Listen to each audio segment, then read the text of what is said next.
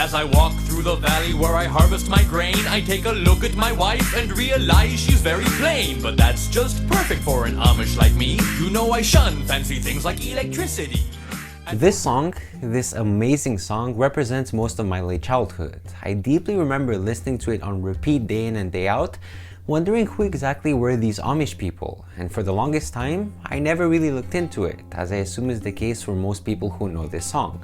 And today, we changed that. If you're new here, I'm Darius Cousin and this is Vlogs of Knowledge. Make sure to subscribe and hit the notification bell because I do upload every single Wednesday. And today we're talking about the Amish and their history. The history of the Amish is a very interesting one, involving religion and many differences of opinions. It all started in the 16th century. Back then, the world was changing at a rapid pace. New technologies were making life easier, people were getting smarter, and it seemed like finally something good was about to happen.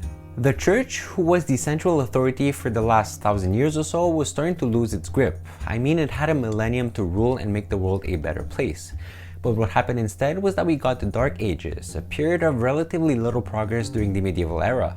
It's important to understand that back then, most church activity revolved around the Pope deciding what was good and what wasn't, who then passed on the information to the bishops and clergy, who then passed it on to the peasants. The reason for this was that pretty much nobody could read, nor did they have access to a physical copy of the Bible, so they were forced to believe and accept whatever came from the hierarchy of the church. I mean, they had no other choice. If you were poor in the Middle Ages, you were not able to read, and you certainly could not afford a Bible.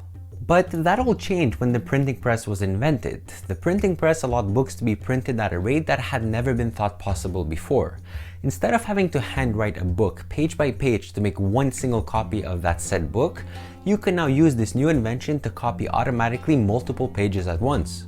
This was huge. I mean, just think about it. For the longest time, up until that point, really, peasants had no books. They were only reserved for the rich and the educated. Now, all of a sudden, anybody, regardless of income bracket, had access to a book. This changed the world. It was something that had never been seen before. You can sort of think of it like the internet, because it really is. I mean, look at what the internet did. It changed the world. Having the printing press was like having internet in 1515. For the first time in history, the average peasant was finally able to get a book and start learning how to read it. Within the next few decades, there were hundreds of millions of books being copied every century. With this vast new world of knowledge opened up to them, the peasants wanted to start reading the Bible for themselves, which is not something the church necessarily wanted, and they had a reason too. People realized that what the Catholic Church was preaching wasn't totally saying the same thing that they thought the Bible was trying to say. In fact, this was one of the main problems that led to the Protestant Reformation. Now, the Protestant Reformation took a very long time to finish, over a century to be precise, and not everybody was willing to wait that long for a change.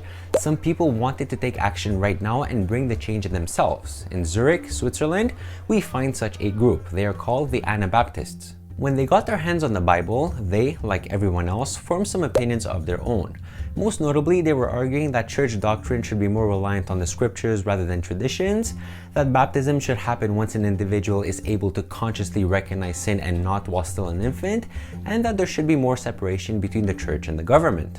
They tried to petition their local church for recognition of their opinions, but it never happened. So instead, they formed their own religious affiliation and baptized each other, which is how they got their name. Anabaptist means to be rebaptized. The reason for them not agreeing with infant baptism was that they argued that a baby is not conscious about sin when he is baptized, so it shouldn't count. Instead, the baptism should take place in adulthood when the brain is more mature and is able to consciously recognize and repent from sin.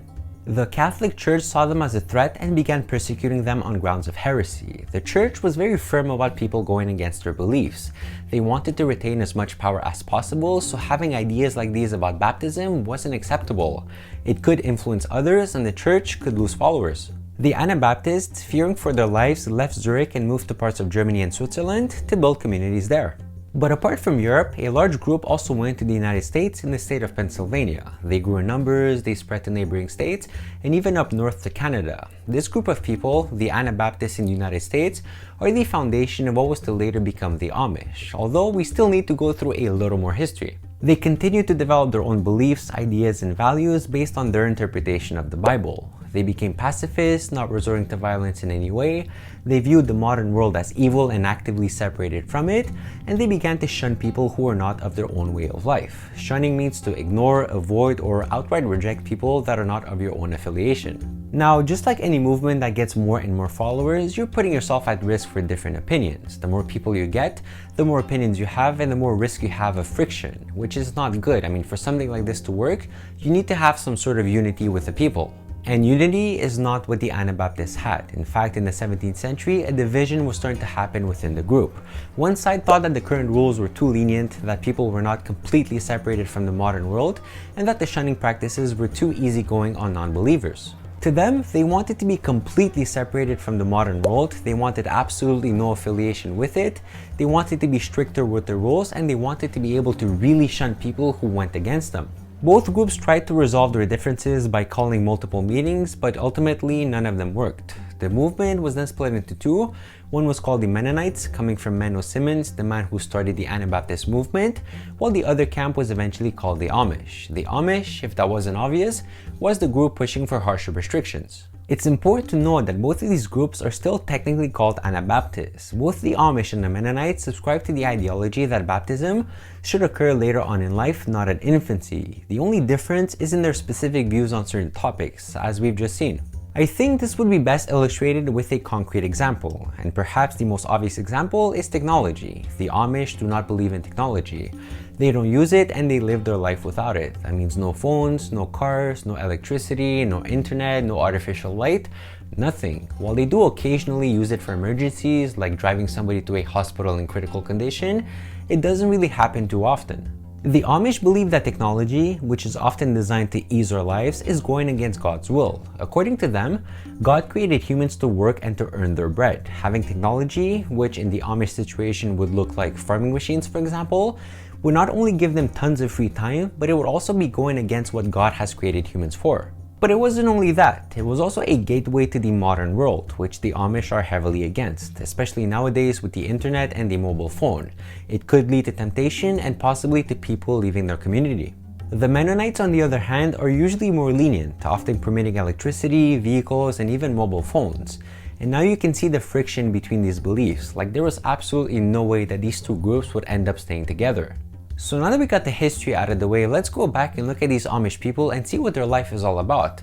Because although they have very strict rules about what they can and cannot do, there's something very beautiful about the way that they live their life. First of all, they are organized by district. Each district is separate, independent, and follows its own rules. And most of these rules are similar, but some differ in the leniency of certain topics. For example, some districts might allow an electric fence to be built, a supposedly forbidden technology, arguing that it is crucial in raising cattle.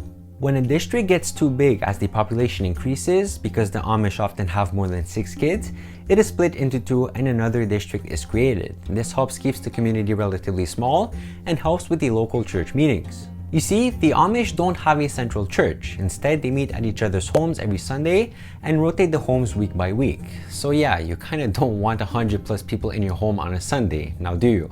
They are most well known for their plain clothing, representing a symbol of their non-conformity to the modern world. The men wear trimmed hats, dark suits, and use buttons instead of zippers, and the women wear bonnets, long full dresses covering them from neck to feet.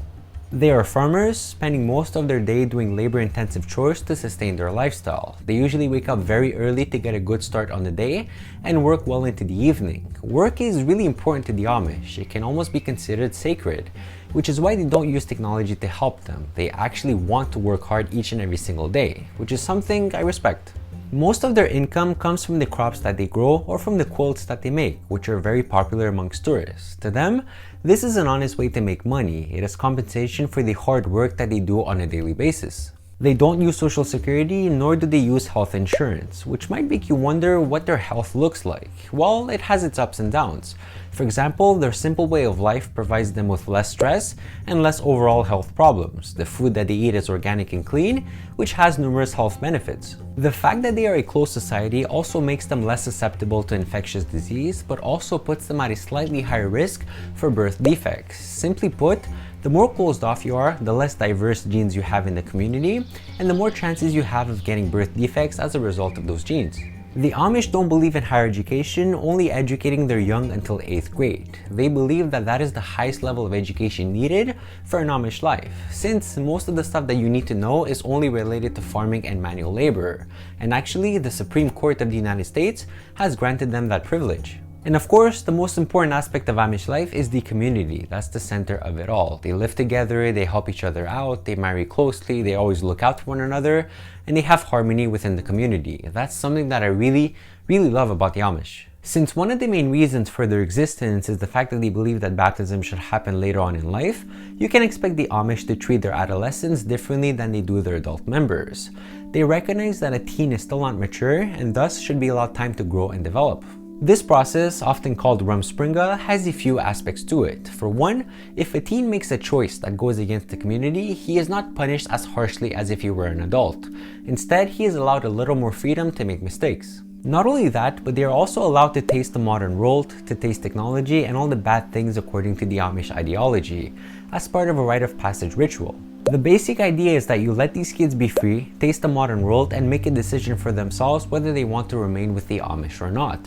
It goes hand in hand with the baptism ideology. You want to wait until the child is old enough and then let him make his own decision. Now, you would think that giving these kids the freedom of choice would result in them leaving the community, which is actually not the case. 85 to 90% of the youth end up choosing baptism and to be part of the Amish church, which to me was really surprising. I actually did not expect that. I personally would have thought that the strict rules and regulations would push people away. I mean, it is often said that the more you force someone onto something, the more they resist. But the Amish also adopt another popular belief. If you love someone, set them free, and if they love you back, they will come back. And that concludes a very brief history lesson on the Amish and their culture. I really hope that you've enjoyed this video, and if you did, please leave it a big thumbs up, make sure to subscribe, hit the notification bell, join Team Knowledge, and be notified whenever I release a new video. And now it's time for questions. What do you think about the Amish? Would you like to try to live an Amish life? Please do leave me a comment. I would love to read and answer them all. And bonus points for you, if you do leave a comment, you might get featured in next week's video as a fan of the week. As you know, and as I say at the end of every video, I haven't talked about everything regarding the Amish and their culture. That's okay. I actually do this on purpose because I want you guys to go out and research more on your own. Because I believe in research and I believe in getting you guys educated on the subject. That's the whole reason why I do this show. And for those that want to learn more, as always, there'll be some links in the description where you can start. With that being said, my name has been Darius Cousin. Thank you so much for watching. Thank you so much for giving your time to this video. It's been an absolute pleasure as always, and I will see you all next Wednesday.